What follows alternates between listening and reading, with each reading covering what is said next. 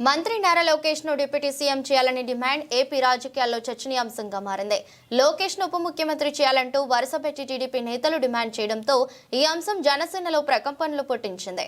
ఈ అంశం వివాదాస్పదం కావడంతో టీడీపీ అధిష్టానం కన్నెర్ర చేసింది. ఈ అంశంపై ఎవరూ మాట్లాడవద్దని పార్టీ కేడర్ కు ఆదేశాలు జారీ చేసింది.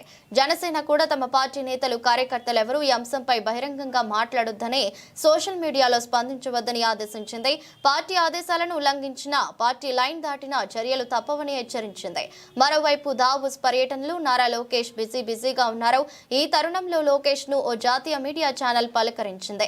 లోకేష్ డిప్యూటీ సీఎం అనే వార్తలు లోకల్ మీడియాలో వస్తున్నాయని, మీ రాజకీయ లక్ష్యం ఏమిటని ఆ ఛానల్ ప్రతినిధి ప్రశ్నించారు. దీనికి సమాధానంగా తాను రాజకీయంగా మంచి పొజిషన్ లో ఉన్నానని లోకేష్ చెప్పారు. ఎన్నికల్లో తమను ప్రజలు మంచి మెజారిటీతో గెలిపించారని, 94% సీట్లలో కూటమి అభ్యర్థులు గెలిచారని లోకేష్ అన్నారు. ప్రస్తుతం తనకు చేతి నిండా పని ఉందని, తనకు అప్పగించిన శాఖలపై పూర్తి స్థాయిలో పనిచేస్తున్నానని చెప్పారు. సీఎం చంద్రబాబు పెట్టిన టార్గెట్లపై ఫోకస్ చేస్తానని తెలిపారు.